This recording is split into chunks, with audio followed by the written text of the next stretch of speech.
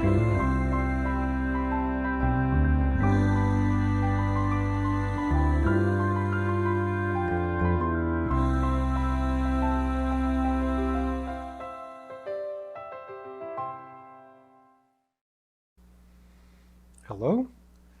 this is Book Circle Presents The Lion Knights. I'm Earl Wyanberg. This time we begin with a continuation of Yod 34 subminor F6. Gus and Doug and their colleague Rob have been talking with Randerel, the ship's chief magic officer, and Randerel accidentally terrified them by trying to use a minor charm to calm them down. After apologies, they have gone back to talking with Randerel about what it's all about being an immortal fae. When Rob ran out of questions, Randerel asked them to leave while he finished his inspection, but gently requested they meet with him out on the grass in a little while. Back on shore, Doug asked Rob, "So why do you believe him now?" When they had been bound in the troop together, Doug would have simply known about the trust, been strongly tempted to share it. But after 5 years' acquaintance, telepathic and otherwise, he could still guess quite well. Rob stared at the permanent storm bank surrounding F6, then said, "He had us in his palm, and pulled back, even apologized. She never held off. And apologize?" He waved the idea away. Doug and Gus traded a look. Rob gave away trust like a miser gave away gold coins. They might have wounds to lick, but there was a battle won here somewhere. Doug sat down on the grass and watched their hosts, the ones off duty, straying about the island or sitting chatting as they did. Now did not seem the time to talk with Rob about giving direction to his life. "Gentlemen." Suddenly Randerel was sitting with them. He planted a wine bottle on the grass and passed out aluminum coffee mugs from the galley. "This wine is pleasant enough, though nothing special. Let us share it and relax together." He filled the mugs, then raised his in a toast. One by one the Lungmao raised theirs. They clinked together. "To peace in your hearts," the elf proposed. "Thanks. Yeah, thanks. Cheers." They drank. Rob picked up the bottle and looked at the label. "French," he said. "Earthly. After all this time, that seems so strange." He looked at Randerel.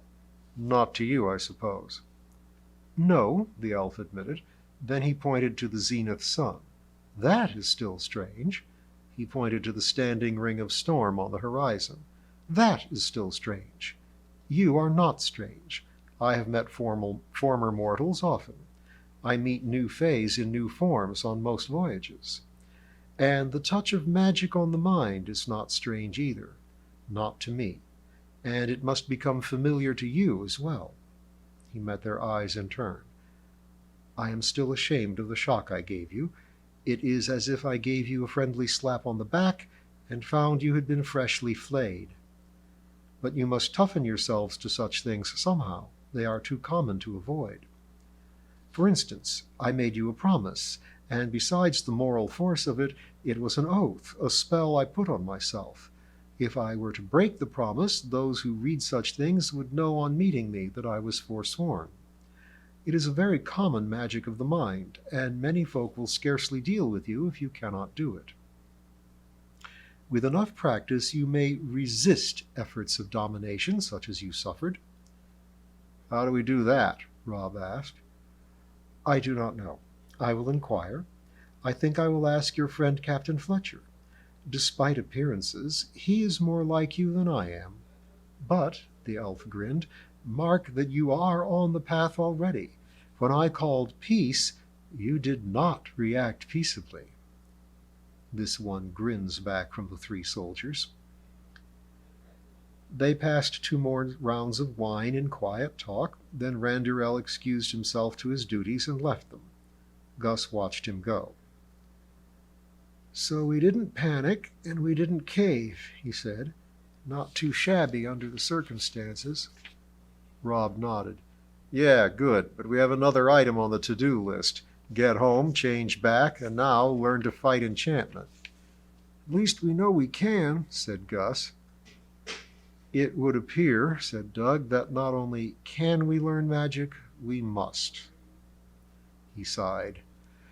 I wondered sometimes, all the while we were on the road, if someone like the de Gorodel might not try to snap us up again. But mostly they just took one look and ran.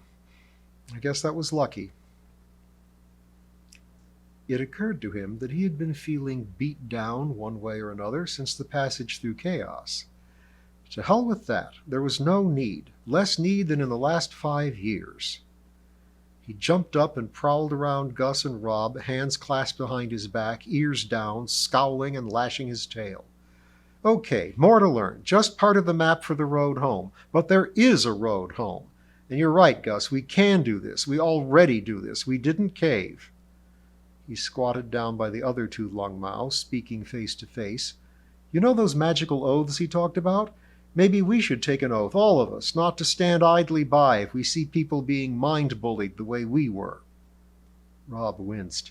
Christ, Doug, could we even stand to take an oath? When the elf there nearly blew us away without meaning to? Someday, Gus proposed, when we're up to it. Meantime, we could just promise. His eyes met Doug's for an instant.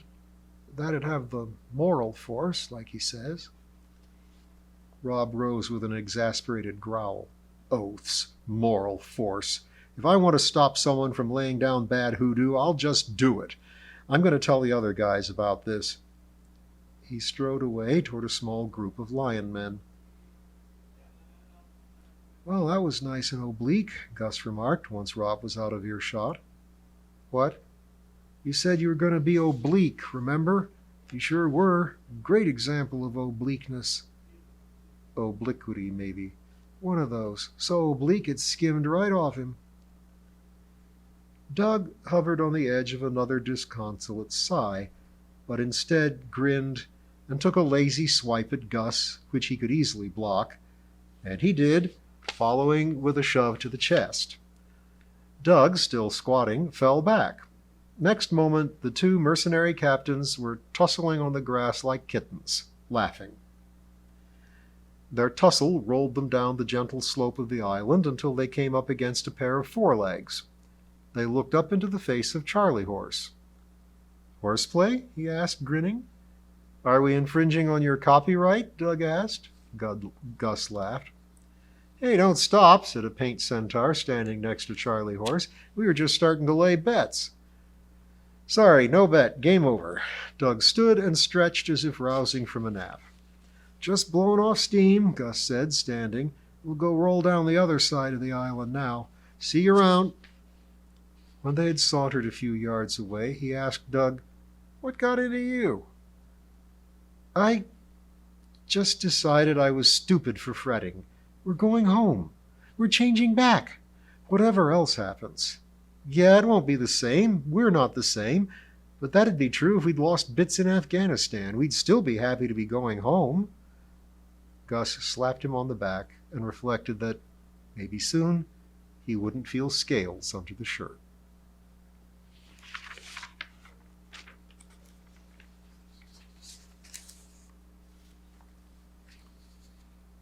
Netzach, Isis. A different city in a different zone.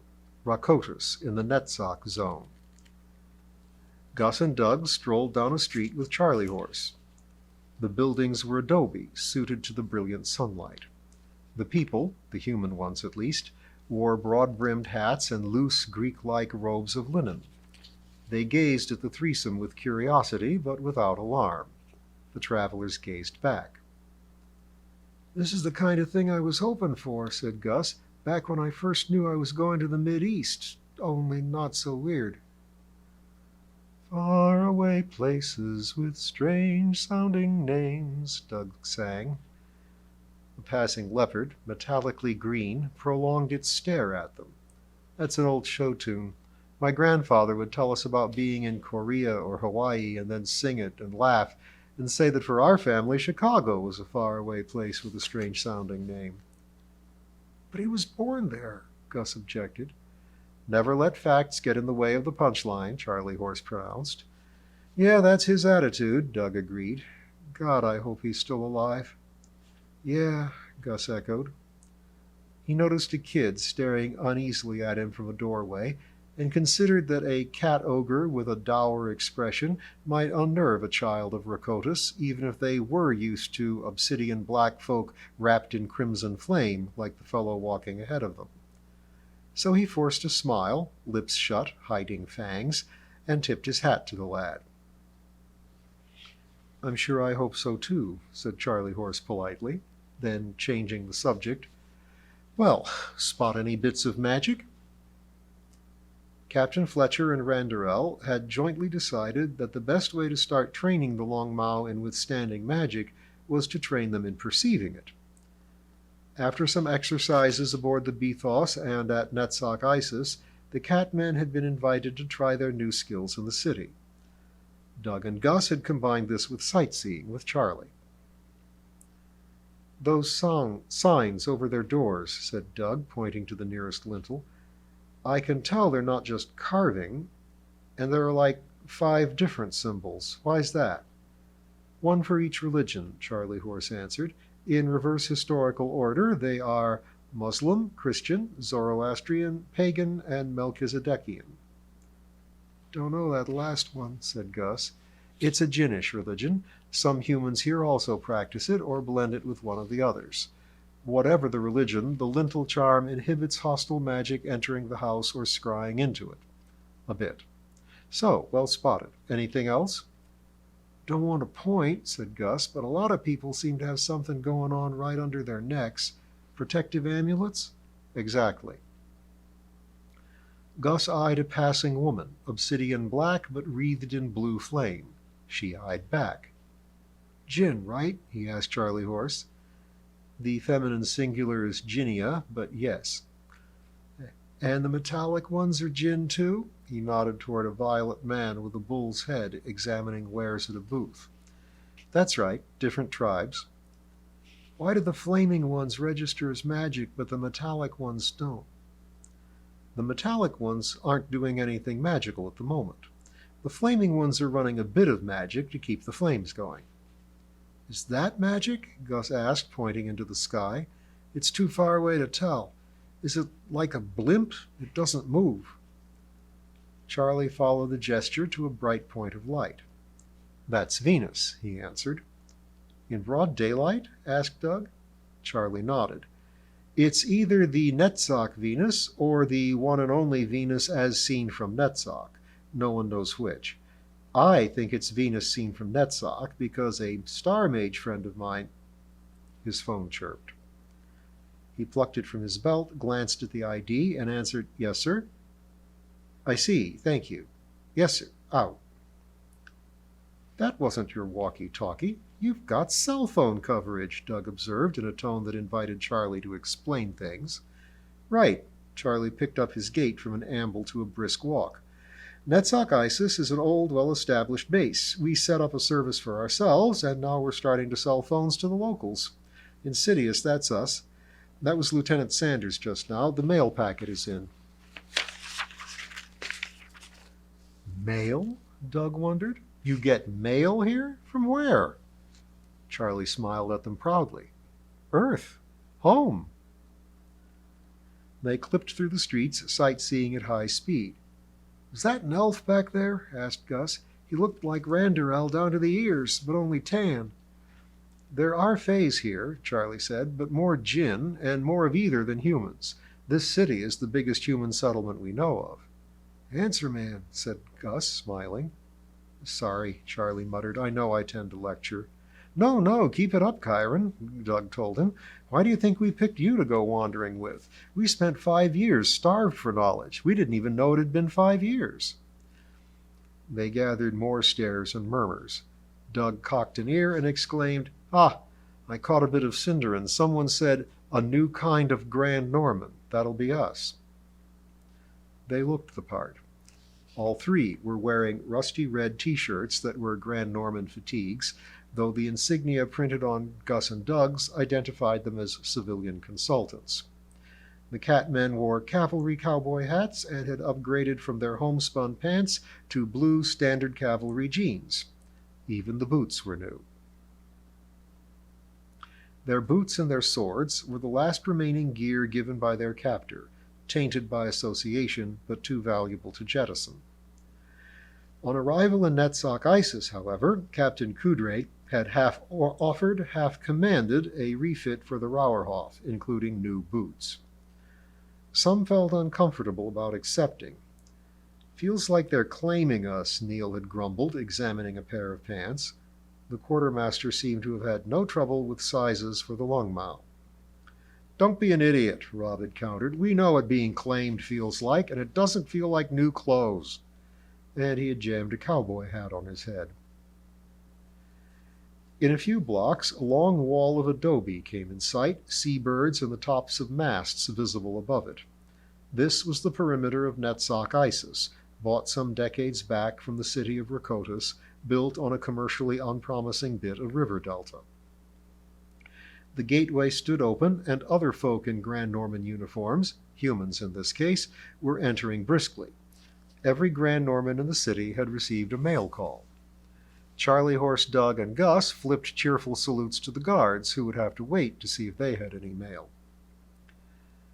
The centaurs, generally outdoor folk for preference, gathered under a great awning outside the main office building, Gus and Doug among them. "Expecting news from Chicago?" asked the Paint with a sideways smile. He did not see the glare Charlie shot him, but he did see Doug's stony face, Gus's pensive look. "Fuddle, sorry." "It's okay, Carlin," Gus said. "We're just hanging out with you guys." "Yeah, same here, herd animal and all." So Carlin apparently expected no mail either. At this point, Lieutenant Sanders came out bearing a thick stack of letters. Fletcher's students drew closer, but Sanders turned first to his captain. "Here you go, sir," he said, handing him a thick manila envelope with heraldic stamps, which Fletcher received without enthusiasm. Paperwork, apparently. "And these." Sanders added 5 small white envelopes, at which Fletcher smiled.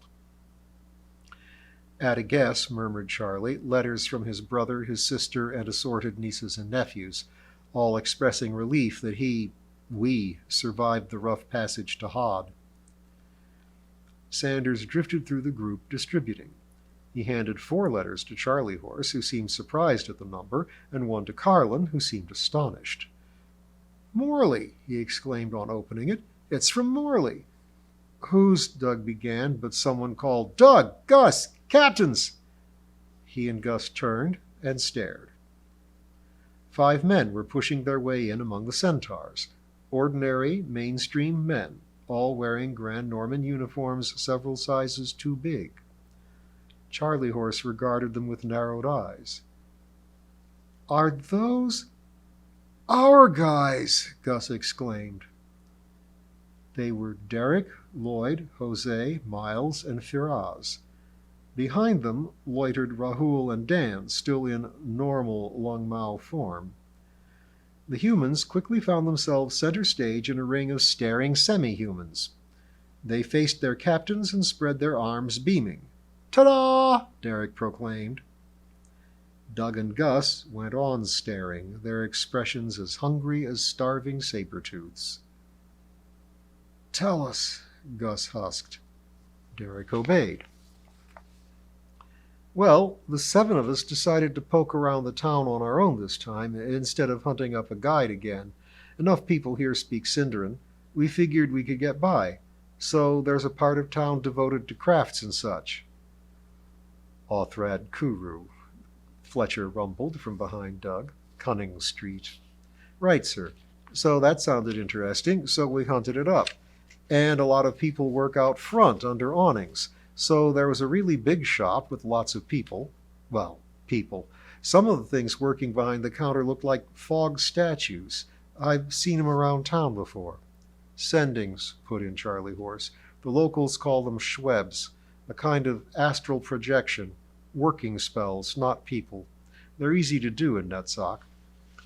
Thanks. Well, these were a little different because they all looked like the owner. He was a dwarf. You know, like the ones in that world before Varsus. No more than 5 feet tall, but looked like he weighed about as much as me. Me before, not me now, I mean. And all muscle, and a beard you could park a car in. Not local. Sandy brown hair, and not suntanned. Thinner Colcom, said Fletcher. Gold hand, right. His right arm looks like this smooth sculpture in gold, but moves naturally.